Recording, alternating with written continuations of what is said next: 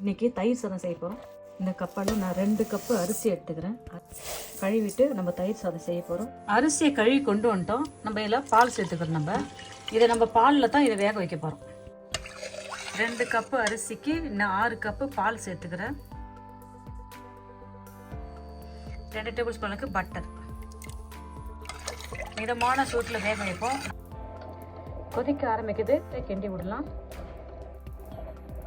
பாருங்கள், எண்ணெய் அழகாக வெந்து வருது. நம்ம அப்பப்போ சும்மா அதை கொஞ்சம் கிண்டி விட்டுக்கலாம். பாருங்கள், அப்படி நல்லா வெந்து மிதமான சூட்டில் வேகணும். இதான் இதோடைய பக்குவம். நம்ம தயிர் சாதத்துக்கு ஏற்ற மாரி நல்லா அரிசியை நம்ம வேக வச்சு எடுத்துட்டோம். பாருங்கள், அரிசி பாருங்கள் போதும், நல்லா வெந்துடுது. அப்படியே நம்ம ஆற வைப்போம். இப்போ நம்ம தாளிக்க போகிறோம். திட்டமாக என்ன சேர்த்துக்கலாம், நல்லா கடுகு அப்படியே போட்டுக்கிறோம். கொஞ்சம் உளுத்தம்பயிறு போட்டுக்கலாம். 3 காஞ்சி இஞ்சி சேர்த்துக்கிறோம். பொடியை காட்டிலும் இஞ்சி சேர்த்துக்கிறோம்.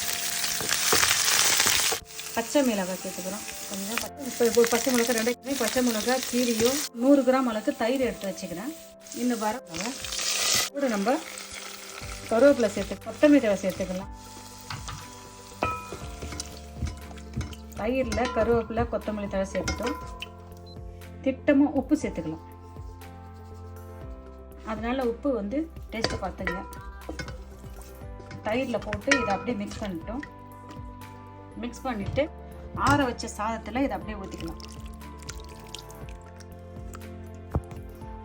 ஆற வச்ச சாதத்தில் தாளித்து கொட்டி அந்த தயிரும் தாளிப்போம். சாதத்தில் எல்லா பக்கமும் போகிற மாரி நம்ம இதை அப்படியே கலந்துக்குவோம். நீங்கள் எப்போதும் சாதம் செய்யணும் செஞ்சுட்டு தயிர் இப்படி தாளிச்சிக்கலாம். ஆனால் நான் செஞ்ச மாதிரி நீங்கள் செஞ்சு பாருங்கள். பால்லையும் பட்டர்லேயும் கொஞ்சம் சாதத்தை நம்ம வேக வச்சுட்டு, வேக வச்ச சாதத்தை நல்லா ஆற வச்சுட்டு அப்புறமா இது போல் தாளிப்பு போட்டு தயிர் சேர்த்து சாப்பிட்டு நல்லாயிருக்கும். தயிர் சாதம் ரெடி ஆயிடுச்சு. சாப்பிட்டு பார்க்கலாமா? பாருங்கள், என்ன சூப்பரான சுவையான அழகான ஆரோக்கியமான தயிர் சாதம் செஞ்சுருப்பா. நம்ம இந்தியாவுடைய ட்ரெடிஷ்னல் மாத்தில் தயிர் சாதம் முதல்ல இருக்குது. ஏழையிலேருந்து பணக்கார வரைக்கும் விரும்பி சாப்பிடக்கூட ஒரே சாப்பாடு தயிர் சாதம் தான். இந்த தயிர் சாதத்தை நம்ம செய்ய வேண்டிய விதத்தில் அழகாக செஞ்சால் இன்னும் ரொம்ப நல்லாயிருக்கும். நீங்களும் ஒரு முறை இதே மெத்தடில் தயிர் சாதம் செஞ்சு பாருங்கள். செஞ்சு பார்த்துட்டு நான் செய்ய தயிர் சாதம் எப்படின்னு சொல்லுங்கப்பா. தேங்க்யூ.